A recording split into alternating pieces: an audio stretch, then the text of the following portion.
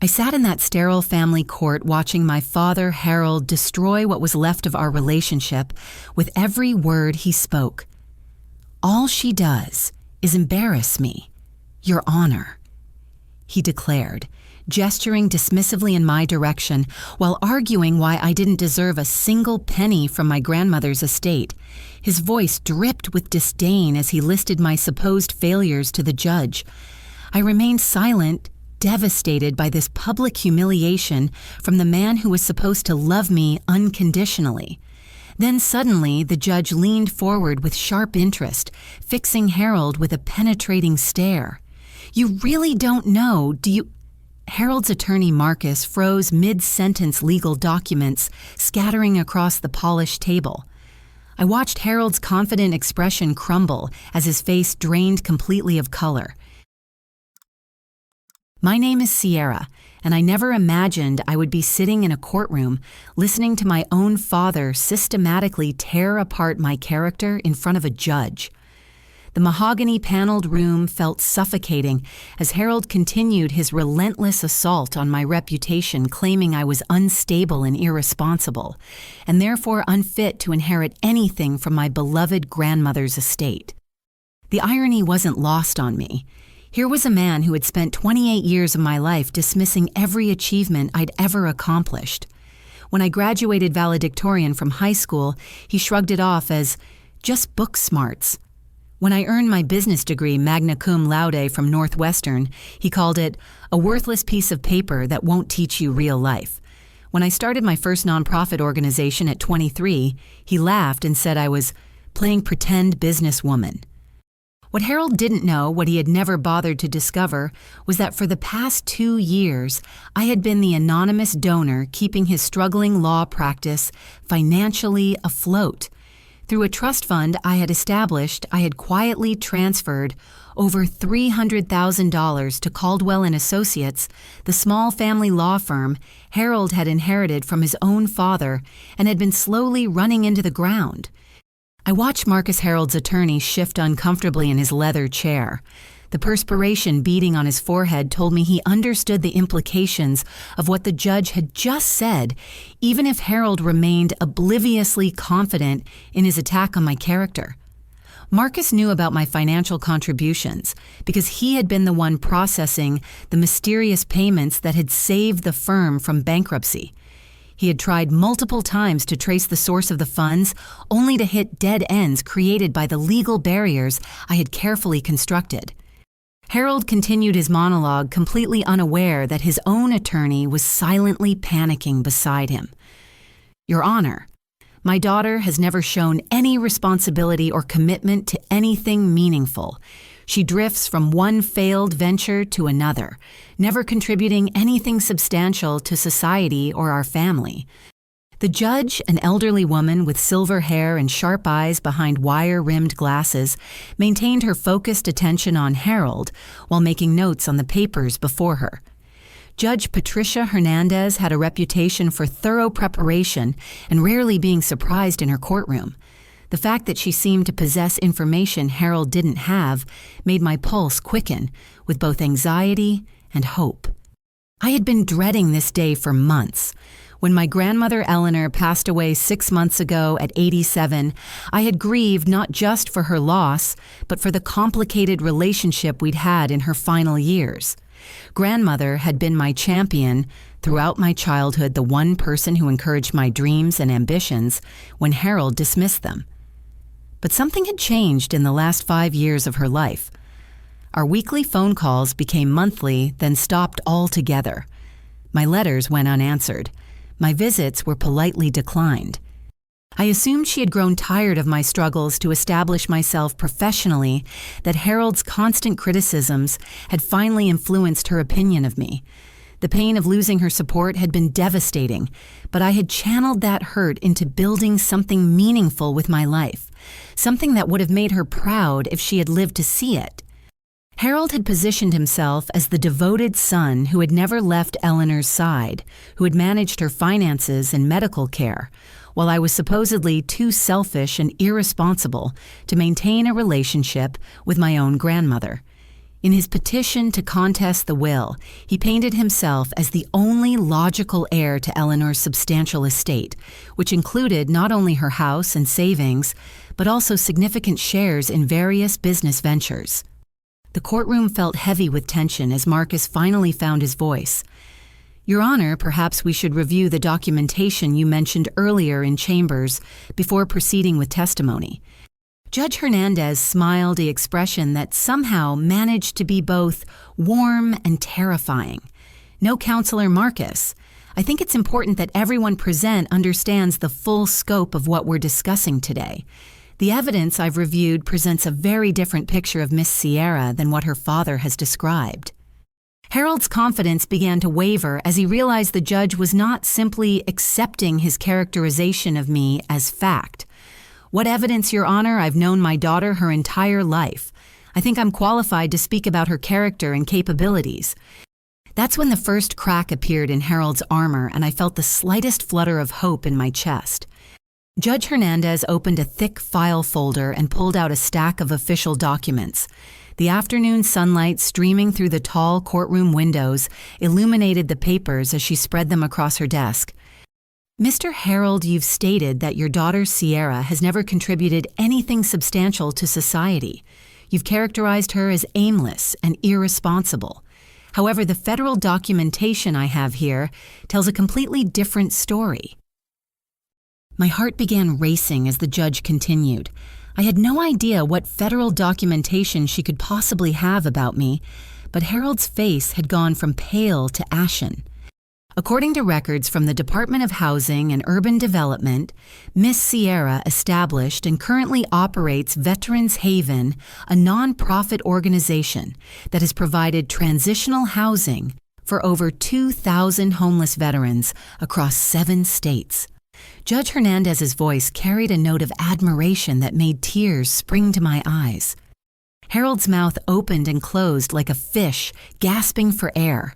I could see him struggling to process this information. Veterans Haven was my first major success, the organization I had built from nothing after meeting a homeless Marine veteran named Tommy outside a grocery store 3 years ago. What had started as me helping one man find temporary shelter had grown into a network of transitional housing facilities that provided not just beds, but job training, mental health services, and pathways to permanent housing. The judge wasn't finished. Additionally, Miss Sierra founded and runs Bright Futures Literacy, which has distributed over 50,000 free books to underprivileged children and established reading programs in 43 rural communities across the Midwest. Bright Futures had been born from my own childhood love of reading, nurtured by countless hours spent in my grandmother's library. When I learned that many rural communities had lost their local libraries due to budget cuts, I had started small buying books with my own money and driving them to schools in tiny towns throughout Kansas and Nebraska. The program had grown beyond my wildest dreams when corporate sponsors began supporting our mission.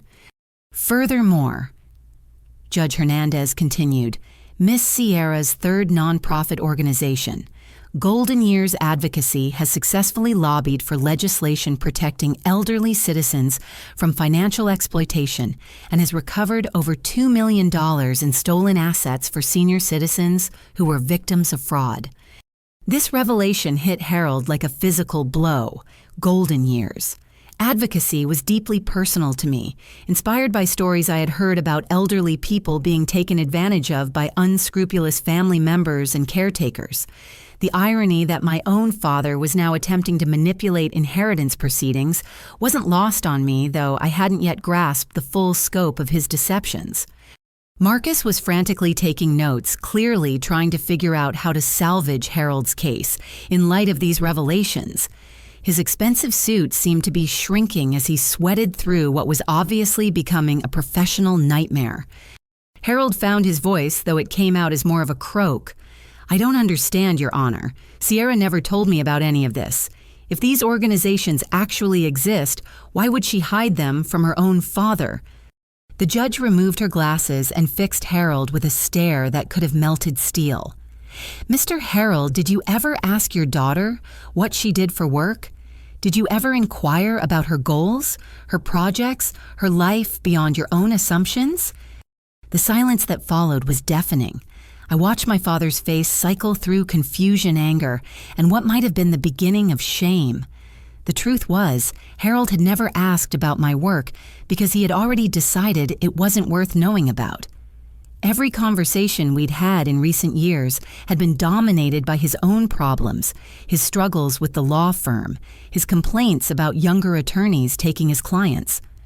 Your Honor, Harold said weakly, even if Sierra has been involved in these activities, that doesn't necessarily demonstrate the financial responsibility needed to manage a significant inheritance. Judge Hernandez smiled again, and this time it was definitely terrifying. I'm glad you brought up financial responsibility, Mr. Harold, because that leads us to another interesting revelation. She pulled out another set of documents, these bearing the official seal of the Internal Revenue Service. According to tax records, Miss Sierra's 3 nonprofit organizations have collectively received over $8 million in federal grants over the past 3 years. These grants were awarded based on demonstrated impact fiscal responsibility and rigorous government oversight. The number 8 million hung in the air like a thunderclap. I had never calculated the total value of the grants my organizations had received, but hearing it stated so baldly was overwhelming. More importantly, I could see Harold struggling to reconcile this information with his fixed image of me as his unsuccessful daughter. Marcus cleared his throat nervously. Your Honor, while Miss Sierra's charitable work is certainly commendable, the question before this court is whether Eleanor's will accurately reflects her intentions regarding the distribution of her estate. Indeed, it is, Counselor, Judge Hernandez replied, which brings us to the question of why Eleanor might have chosen to leave the majority of her estate to a granddaughter who, according to her son, had become distant and irresponsible in recent years. I felt a stab of pain remembering those final years with my grandmother. The gradual cooling of our relationship had been one of the most heartbreaking experiences of my adult life. Eleanor had been my biggest supporter, my confidant, my inspiration. Her apparent rejection had motivated me to prove myself worthy of the love she had once shown me, even if she was no longer there to see it. Harold straightened in his chair, sensing an opportunity to regain control of the narrative. Exactly, Your Honor. My mother was hurt and confused by Sierra's neglect. She told me repeatedly how disappointed she was that Sierra had stopped visiting, stopped calling, stopped caring about family. The judge's expression grew very serious. Mr. Harold, you've just touched on something very important. Tell me, how exactly do you know what your mother's feelings were about Sierra's supposed neglect? Something in the judge's tone made both Marcus and me sit up straighter. Harold, however, seemed oblivious to the danger he was walking into. Your Honor, I spoke with my mother regularly. I was the one taking care of her, managing her affairs, making sure she wasn't alone. Unlike some people, I understood my family responsibilities. Judge Hernandez nodded slowly. I see. And during these regular conversations, your mother expressed disappointment about Sierra's lack of contact. Absolutely, she was heartbroken that Sierra had abandoned her. The judge made another note on her papers. That's very interesting, Mr. Harold, because it contradicts some other evidence I've reviewed. Evidence that suggests your mother's isolation from Sierra might not have been voluntary on either side. I felt the room temperature drop as the implications of the judge's words sank in. Harold's confident expression began to crack around the edges, and for the first time since entering the courtroom, he looked genuinely worried. Judge Hernandez reached into her file and withdrew what appeared to be a stack of letters tied with a faded blue ribbon. My heart clenched as I recognized my own handwriting on the envelopes, along with my grandmother's careful script addressing responses to me. Miss Sierra, the judge said gently, did you write letters to your grandmother during the past 5 years? Yes, Your Honor. I replied, my voice barely above a whisper. Every month, sometimes more often. But she stopped responding about 3 years ago, and I thought she had grown tired of hearing from me. Harold's face had gone completely white. Marcus was staring at the letters with growing horror as he began to understand what they represented. Judge Hernandez untied the ribbon and spread several letters across her desk. These letters were found in your father's home office, Miss Sierra. None of them were ever delivered to your grandmother. Similarly, these letters addressed to you in your grandmother's handwriting were never mailed. The revelation hit me like a physical blow. For 3 years, I had believed my grandmother had chosen to cut me out of her life. I had written letter after letter, pouring my heart out about my work, my hopes, my love for her, only to receive silence in return. The pain of that rejection had been a constant ache in my chest, driving me to work harder, achieve more, prove myself worthy of love, even if she was no longer there to witness it. Your Honor, I managed to say through tears. I don't understand. Why would my father intercept our correspondence? Harold stood up abruptly, his chair scraping against the floor. This is ridiculous. I was protecting my mother from Sierra's selfish manipulation. Sierra was constantly asking for money, taking advantage of an elderly woman's generosity. Judge Hernandez's voice cut through Harold's protests like a blade. Mr. Harold, I've read these letters. Not one of them contains any request for money. In fact, several of them include small checks that Sierra sent to her grandmother for her birthday and Christmas, checks that you apparently cashed without Eleanor's knowledge. The room spun around me as this new betrayal sank in. Not only had Harold kept my grandmother and me apart, but he had also stolen the modest gifts I had tried to send her. The birthday checks for $50, the Christmas money to help with her heating bills, the small contributions I hoped would show her I was thinking of her even if she didn't want to see me. Marcus was frantically whispering to Harold, probably advising him to stop talking, but Harold seemed incapable of controlling himself. Eleanor was vulnerable. She had dementia. She couldn't make rational decisions about money. Judge Hernandez consulted another document. According to medical records, your mother was never diagnosed with dementia, Mr. Harold. Her physician notes indicate she remained mentally sharp until the day she died. However, these records also show that you were listed as her healthcare proxy and had convinced her doctors that she was becoming confused and paranoid. The web of lies was unraveling faster than Harold could spin new ones. I realized that my father hadn't just interfered with our relationship out of spite or jealousy. He had systematically manipulated both my grandmother and me to serve his own purposes. The medical records also indicate, Judge Hernandez continued, that Eleanor repeatedly asked her doctors about letters and calls from her granddaughter. She was told by you, Mr. Harold, that Sierra was too busy with her own life to maintain contact with family. I buried my face in my hands as the full scope of my father's betrayal became clear. My grandmother had died believing I had abandoned her, while I had lived for years believing she had rejected me. Harold had stolen our final years together, robbed us both of the comfort and love we could have shared. Harold slumped back into his chair, the fight seeming to drain out of him. I was protecting the family interests. Sierra was irresponsible, unreliable. Mother needed stability, not false promises from someone who couldn't even hold down a steady job. Irresponsible. Judge Hernandez's voice rose slightly. Mr. Harold, while you were telling your mother that Sierra was too busy to visit Sierra, was building organizations that have positively impacted thousands of lives. While you convinced Eleanor that Sierra didn't care about her, Sierra was sending loving letters and financial support that you intercepted and stole. Marcus finally managed to get Harold's attention and whispered urgently in his ear. Harold nodded reluctantly and sat back, apparently advised to remain silent. But the damage was already done. Your Honor, I said, finding my voice despite the emotional turmoil. If my grandmother knew the truth about my work, about the letters I wrote, would she have wanted to see me before she died? Judge Hernandez's expression softened. Miss Sierra, I have additional evidence that suggests your grandmother not only would have wanted to see you, but that she took specific steps to ensure your future, despite the barriers your father had created. She reached for another file, this one marked with the seal of a private investigator's office.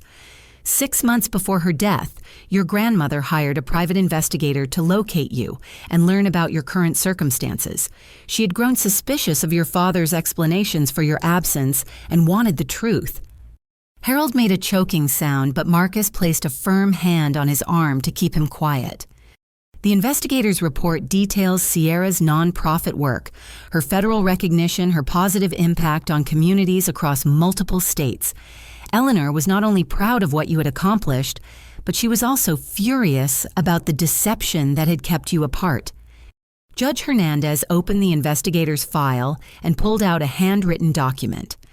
This is a letter your grandmother wrote, but never had the chance to send, found among her personal effects. Would you like me to read it aloud, Miss Sierra? I nodded, unable to speak as tears streamed down my face. My dearest Sierra. Judge Hernandez began, her voice gentle but clear. I have learned the truth about why you disappeared from my life, and my heart is broken, not by your absence, but by my son's cruelty in keeping us apart. I am so proud of the woman you have become, so amazed by the lives you have touched and improved. I should have trusted my instincts about Harold's explanations years ago. I pray that someday you will forgive an old woman for not seeing through his lies sooner. I have taken steps to ensure that you receive what you deserve, not just from my estate, but from life itself. All my love, Grandmother Eleanor. The silence in the courtroom was profound. I could hear my own ragged breathing as I processed the knowledge that my grandmother had known the truth, had been proud of me, had loved me right until the end. Harold sat motionless, staring at his hands. Marcus looked like he wanted to be anywhere else in the world, and I felt a complex mixture of grief, relief, and rage that would take years to fully understand. But Judge Hernandez wasn't finished with her revelations. Judge Hernandez carefully placed my grandmother's letter back in its file before reaching for what appeared to be a legal document bearing multiple official seals.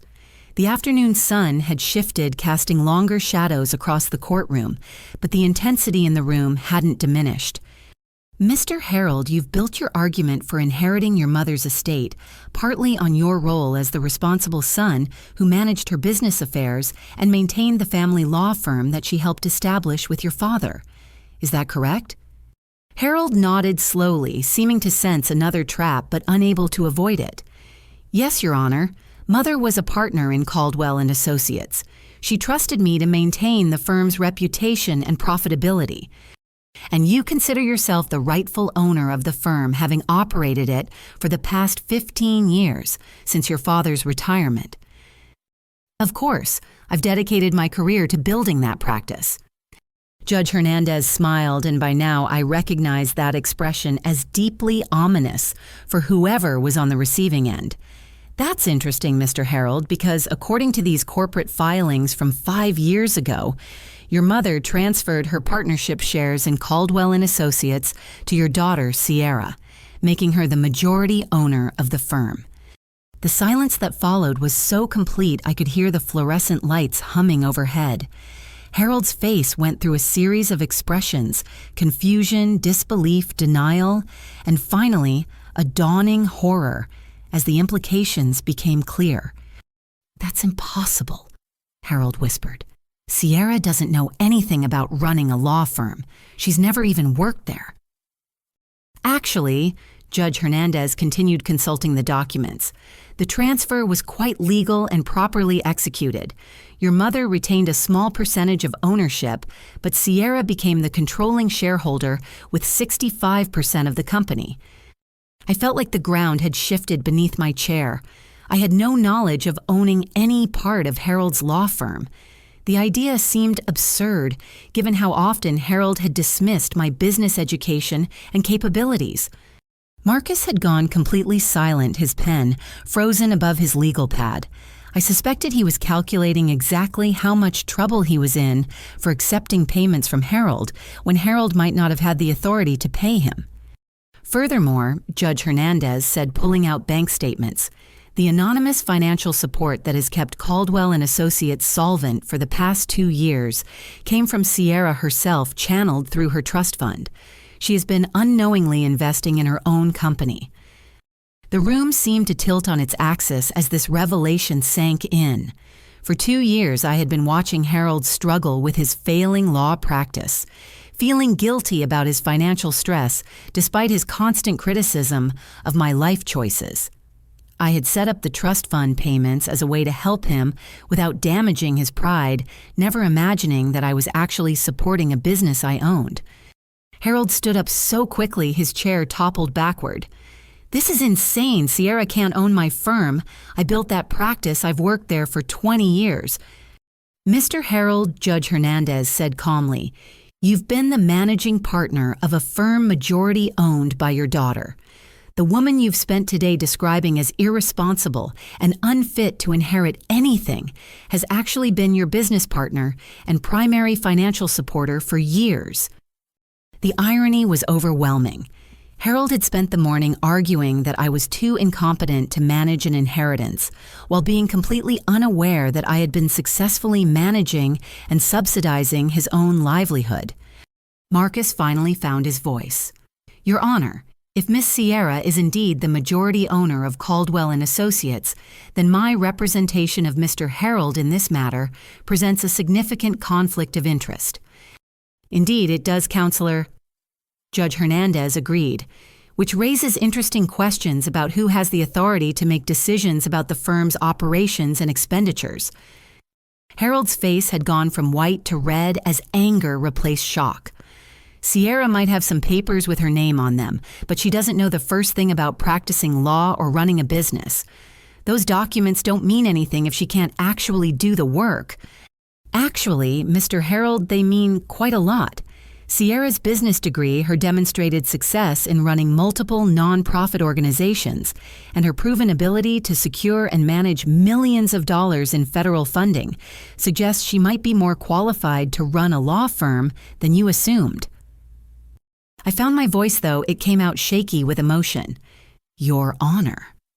I had no knowledge of owning any part of the firm. Why would my grandmother transfer ownership to me without telling me? Judge Hernandez consulted another document.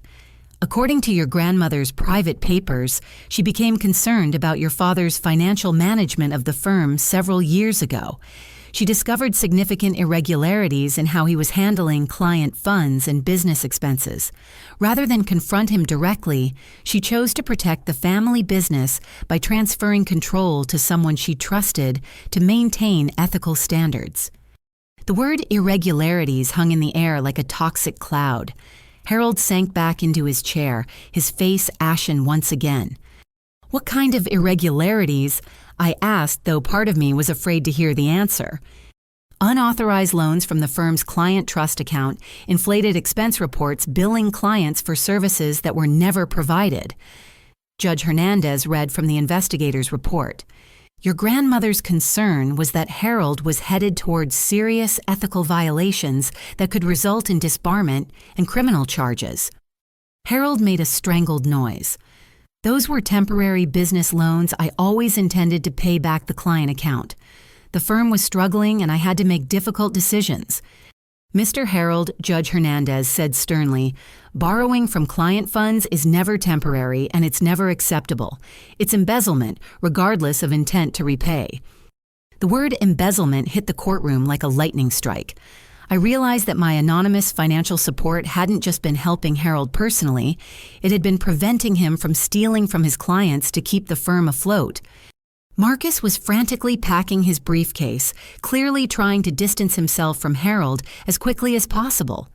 "Your Honor, given these revelations, I need to withdraw my representation of Mr. Harold immediately." "Granted," Judge Hernandez said. "Mr. Harold, you have the right to seek new counsel, though I should inform you that the State Bar Association will be receiving copies of this file." Harold looked around the courtroom wildly as if searching for an escape route. The man who had entered this room confident in his righteousness and authority now faced the possibility of criminal charges and professional ruin. But I sensed that Judge Hernandez still wasn't finished with her revelations. The pile of documents on her desk suggested there were more surprises to come, and I braced myself for whatever bombshell would drop next. The transformation from Harold's confident attack on my character to this desperate situation had been so swift and complete that I was struggling to process it all. Everything I thought I knew about my family, my relationship with my grandmother, and even my own life was being rewritten in real time. And somehow I suspected the biggest revelations were still coming. Judge Hernandez glanced at the clock on the courtroom wall and then looked directly at me with an expression that was both serious and strangely proud. "Miss Sierra, there's one more matter we need to discuss today, and it concerns your immediate future rather than your past." She reached for a folder marked with the official seal of the United States government. My pulse quickened as I tried to imagine what federal business could possibly relate to our family's inheritance dispute.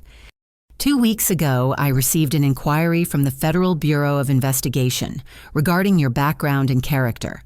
This inquiry was part of a comprehensive security clearance investigation. My mouth went dry. I had no idea why the FBI would be investigating me, though I suspected it had something to do with the federal grants my organizations had received. "Miss Sierra, you have been selected by the President of the United States for appointment as the inaugural director of the Rural Development and Community Empowerment Agency, a newly created federal department focused on addressing economic inequality in America's small towns and rural communities." The words hit me like a physical force, a presidential appointment, a federal directorship. The room seemed to spin as I tried to process what Judge Hernandez had just said. Harold made a choking sound. "That's impossible. Sierra couldn't handle a federal appointment. She doesn't have the experience or qualifications for that level of responsibility." Judge Hernandez fixed Harold with a withering stare. "Mr. Harold, your daughter's work with Veterans Haven alone has demonstrated her ability to manage complex operations across multiple states while maintaining strict compliance with federal regulations.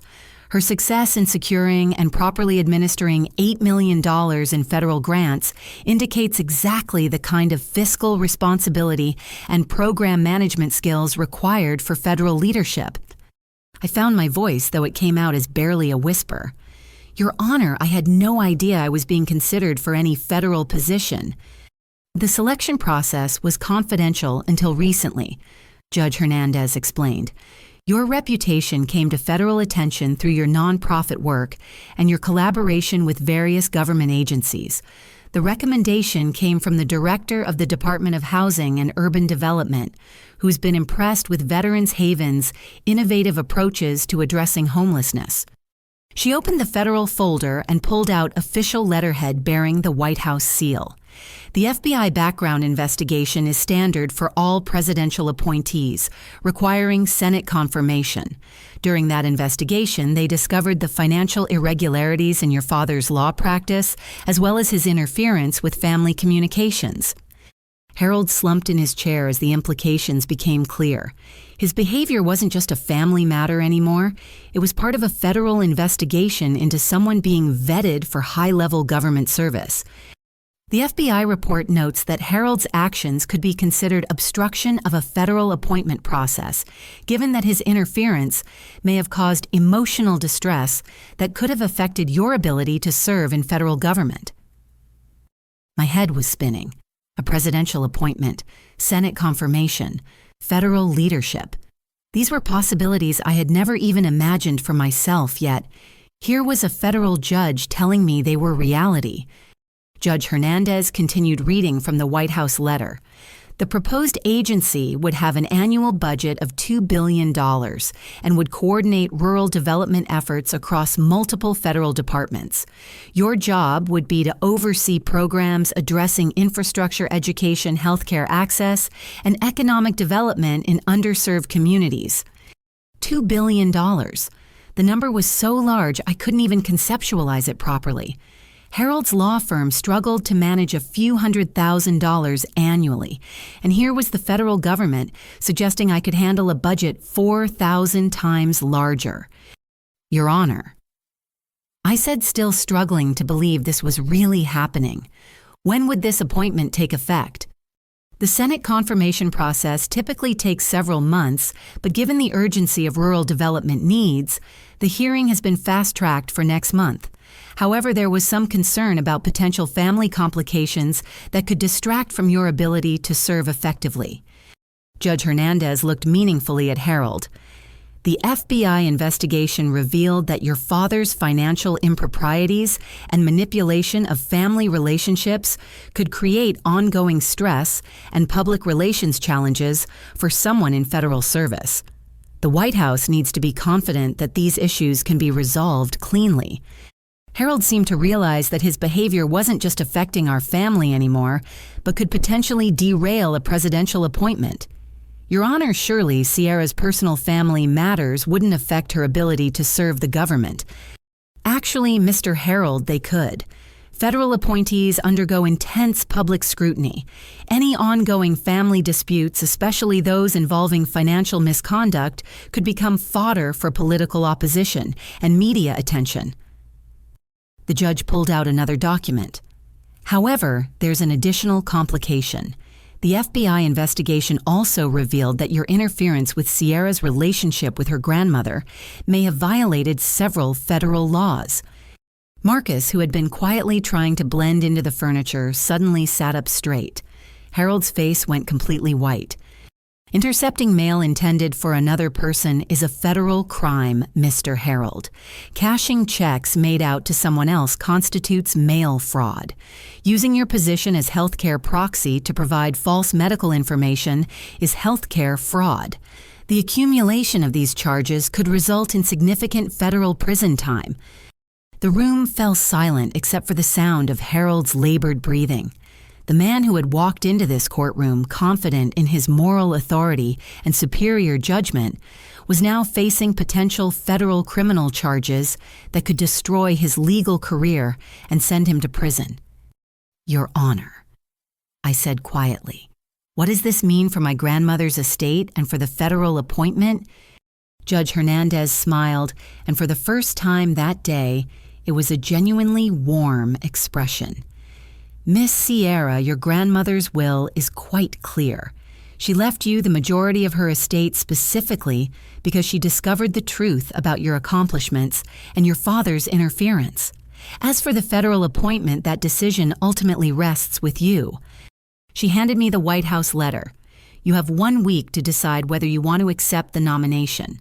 The Senate confirmation hearing has been scheduled pending your acceptance.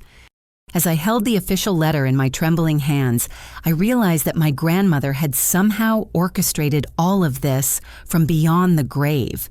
Her investigation into my life had not only revealed Harold's deceptions, but had also likely brought my work to federal attention in the first place.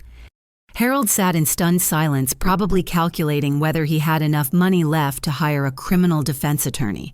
The tables had completely turned from the morning's proceedings, where he had been confidently attacking my character and qualifications. But Judge Hernandez wasn't quite finished with her revelations, and I sensed that Harold's final humiliation was still to come. Harold suddenly straightened in his chair, and I could see a familiar calculating expression cross his face. Despite everything that had been revealed, despite the federal crimes and ethical violations, he wasn't ready to admit defeat. I recognized that look from childhood. Harold was about to make one last desperate attempt to control the narrative. Your Honor. Harold said, his voice gaining strength. While I appreciate that Sierra has apparently achieved more than I was aware of, the fundamental question remains whether she's prepared for the enormous responsibilities you've described. Judge Hernandez raised an eyebrow but gestured for him to continue. Sierra's success in running small nonprofit organizations, while commendable, hardly qualifies her for a federal directorship managing billions of dollars. If she truly deserves this appointment, it's because of the foundation I provided through my parenting and guidance. Everything she's accomplished can be traced back to the values and work ethic I instilled in her. I felt a surge of rage at his audacity. Even now, facing potential federal charges, Harold was trying to claim credit for achievements he had spent years dismissing and undermining. Harold warmed to his theme, apparently convinced he had found a winning argument. Your Honor, if Sierra accepts this federal appointment, I should be recognized as having contributed to her preparation for such responsibility. Perhaps the estate distribution should reflect my role in shaping her character and capabilities. Judge Hernandez let Harold continue his performance, her expression unreadable. I could see Harold gaining confidence as he spoke, convinced he was successfully reframing the day's revelations. Furthermore, Harold continued, if Sierra is indeed qualified for federal service, then surely she would want her father to be proud of her achievements. I'm certain we can work out our family differences and present a united front for her confirmation hearings. The Senate will want to see that she has strong family support. The manipulation was breathtaking. In a matter of minutes, Harold had attempted to transform himself from an obstacle to Sierra's success into an essential component of it. Judge Hernandez finally spoke, her voice deceptively mild. Mr. Harold, you're suggesting that Sierra's achievements reflect your positive influence on her development? Exactly, Your Honor. Despite our recent misunderstandings, I've always been committed to Sierra's success. Any parent would be proud to see their child achieve such recognition. I see. And you believe Sierra's financial acumen and ethical standards stem from your guidance. Harold nodded enthusiastically, apparently missing the trap being set for him. Absolutely. The foundation of good judgment and moral character comes from family upbringing. Judge Hernandez opened another file, this one containing what appeared to be bank statements and financial records. That's interesting, Mr. Harold, because I have additional evidence about your role in Sierra's financial education. Harold's confident expression began to waver. These records show that when Sierra was 18 and starting college, you were listed as a co-signer on her student loans. However, you used your access to her credit information to secure additional loans in her name without her knowledge or consent. My stomach dropped as I realized what she was saying.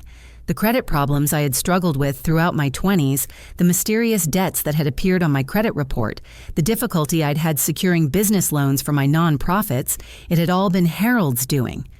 Furthermore, Judge Hernandez continued, you used Sierra's identity and social security number to secure 3 separate business loans totaling $150,000. These loans went into default, damaging Sierra's credit score for 7 years. Harold's face had gone completely pale again. Your Honor, those were family business investments. Sierra benefited from the firm's success. Mr. Harold, identity theft is a federal crime, regardless of family relationships. The fact that you damaged your daughter's credit while she was trying to establish herself professionally is particularly egregious. The judge pulled out more documents. The FBI investigation also revealed that you contacted several of Sierra's potential business partners and investors over the years, telling them that she was financially unreliable and warning them against doing business with her. This revelation hit me like a physical blow. I remembered several promising partnerships and funding opportunities that had mysteriously fallen through over the years. Investors who had seemed enthusiastic would suddenly become cold and distant. I had assumed I was simply not convincing enough, or that my proposals weren't strong enough. Your Honor, I said, my voice shaking with anger, are you saying my father actively sabotaged my business efforts? According to witness statements collected by the FBI, yes. Harold contacted at least 6 major donors and 3 corporate partners, claiming you were unstable and fiscally irresponsible. I thought about all the rejections, all the doors that had slammed shut just when success seemed within reach. I had questioned my own abilities, wondered if Harold was right about my lack of qualifications. All along, he had been actively working to ensure my failure. Harold stood up abruptly. This is all taken out of context. I was trying to protect Sierra from making bad business decisions that would hurt her in the long run. Judge Hernandez's voice turned ice cold. Mr. Harold, you committed identity theft, damaged your daughter's credit, stole from client accounts, intercepted personal mail, committed fraud, and actively sabotaged her business relationships. And now you want credit for her success? The accumulated weight of Harold's crimes hung in the air like a toxic cloud. I realized that everything I had achieved, I had accomplished despite his active opposition. Every success had required overcoming obstacles he had deliberately placed in my path. The most remarkable thing about Sierra's achievements, Judge Hernandez continued, is that she managed to build 3 successful organizations and earn federal recognition, while her own father was systematically working to undermine her at every turn. Harold slumped back into his chair, finally understanding that his last desperate manipulation had backfired completely. By trying to claim credit for my success, he had only highlighted the extent of his sabotage and made his crimes seem even more heinous. Marcus, who had been quietly gathering his papers, finally spoke. "Your Honor, I need to formally withdraw from this case immediately. I cannot represent someone facing potential federal charges for identity theft and mail fraud." Judge Hernandez nodded. "Granted. Mr. Harold, you will need to find new legal representation, though I should warn you that the federal prosecutor's office will be receiving a full copy of this file." Harold sat in stunned silence, finally understanding that his attempts to manipulate the situation had only made things worse for himself. The man who had spent the day attacking my character and competence was now facing federal criminal charges and the complete destruction of his reputation. But I could see from Judge Hernandez's expression that she had one final revelation that would complete Harold's downfall and my vindication. Judge Hernandez gathered all the documents spread across her desk and looked directly at me with an expression of profound respect and admiration. The afternoon sun had shifted again, casting a golden light through the courtroom windows that seemed almost symbolic of the clarity that had emerged from this devastating day. "Miss Sierra, based on all the evidence presented today, this court hereby validates your grandmother's will in its entirety. You are awarded the full inheritance, including Eleanor's house, her savings, her investment portfolio valued at $1.2 million, and her shares in various business ventures." The number hit me like a thunderclap. $1.2 million plus property and investments. My grandmother had been far wealthier than I had ever imagined. Additionally, Judge Hernandez continued, "You are hereby recognized as the legal majority owner of Caldwell and Associates, with all rights and responsibilities that entails. You now have full authority over the firm's operations, personnel decisions, and financial management." Harold made a choking sound, but Judge Hernandez wasn't finished. "Mr. Harold, this court finds that your interference with Sierra's inheritance, your interception of personal mail, your identity theft, and your other fraudulent activities constitute grounds for restitution payments. You are hereby ordered to repay Sierra the full amount of damages caused by your actions, including the value of the intercepted gifts, the cost of credit repair, and estimated lost business opportunities totaling $300,000. $300,000. The amount was staggering, but more important than the money was the recognition that Harold's sabotage had been real and systematic. Furthermore, the judge said, consulting her notes, "The State Bar Association will receive a full report of your ethical violations. Federal prosecutors will review the evidence of mail fraud, identity theft, and other potential federal crimes." Harold seemed to shrink into his chair as the full scope of his situation became clear. The man who had entered this courtroom confident in his superiority was now facing professional ruin, financial devastation, and potential prison time. Judge Hernandez turned back to me. "Miss Sierra, regarding the federal appointment, the decision is entirely yours. However, I should note that your handling of this family crisis with dignity and restraint has impressed federal observers. Your character has been tested under extreme circumstances, and you have demonstrated exactly the kind of integrity the government seeks in its leaders." I took a deep breath, finally finding my voice after hours of shocking revelations. "Your Honor, I accept the presidential nomination.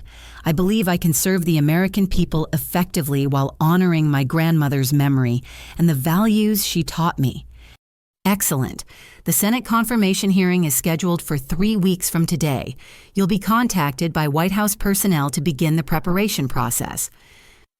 I looked at Harold sitting defeated and silent in his chair. Despite everything he had done to me, despite years of sabotage and betrayal, I felt more sadness than anger. The father I had always hoped would be proud of me had instead been my greatest obstacle. "Your Honor," I said quietly, "regarding Caldwell and Associates and my father's future, I would like to make a proposal." Judge Hernandez nodded for me to continue. "Harold can continue working at the firm as a junior associate under strict supervision and ethical oversight. He'll need to complete continuing legal education on professional responsibility and undergo regular auditing of his work. His salary will be sufficient to live modestly while he pays restitution for his crimes." Harold looked up at me with surprise and something that might have been hope. However, I continued. "This offer is contingent on Harold completing a comprehensive ethics program, making full financial restitution, and accepting responsibility for his actions without excuse or justification. He'll also need to write formal apologies to every client and business contact he misled about my character." Judge Hernandez smiled approvingly. "That seems both just and merciful, Miss Sierra." I turned to face Harold directly for the first time that day. "Harold, I'm offering you a chance to rebuild your life and earn back some measure of respect through honest work and genuine accountability. But this is the only opportunity you'll have. If you violate the terms in any way, if you attempt any further manipulation or sabotage, you'll be terminated immediately, and I'll pursue all criminal charges to the fullest extent of the law." Harold's voice was barely a whisper. "Sierra, I don't understand why you would help me after everything I've done." Because I said, feeling the weight of my grandmother's wisdom in my words, "Someone once taught me that true strength comes not from revenge, but from choosing to break cycles of harm and create something better." Grandmother Eleanor believed in redemption through action, not just words. I'm giving you the chance to prove you can learn from your mistakes and become the person she always hoped you could be. Harold nodded slowly, tears in his eyes for the first time that day. "I accept your terms, Sierra, and I'm sorry. I'm truly sorry for everything." Judge Hernandez made final notes on her documents. "This court is adjourned. Miss Sierra, congratulations on your inheritance and your federal appointment. Mr. Harold, you have 30 days to secure new legal representation for the criminal matters you'll be facing." As we gathered our belongings and prepared to leave the courtroom, I felt a complex mixture of emotions. Grief for the years lost with my grandmother, anger at Harold's betrayals, but also hope for the future and pride in what I had accomplished despite every obstacle.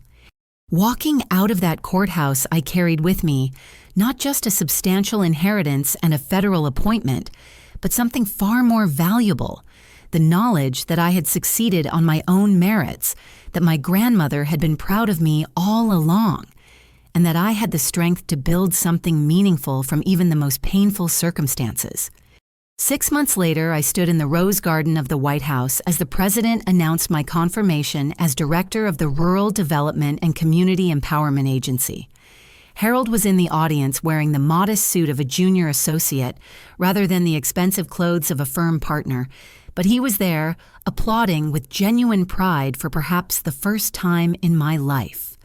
That evening, I visited my grandmother's grave and placed fresh flowers beside her headstone. "Thank you for believing in me," I whispered to the evening air, "and for teaching me that the people who try to diminish us often reveal more about their own limitations than ours."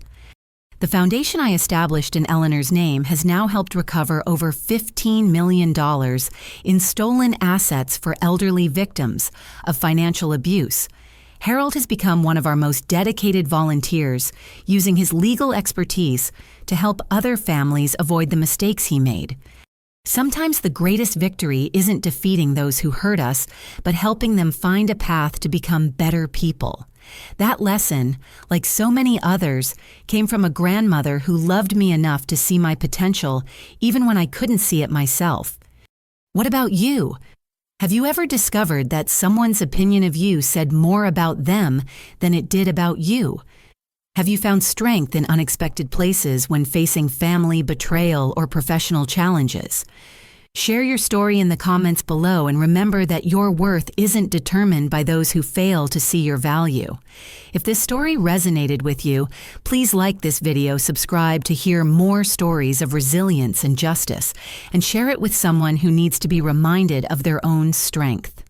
Thank you for joining me today, and remember that sometimes our greatest setbacks become the foundation for our most meaningful comebacks.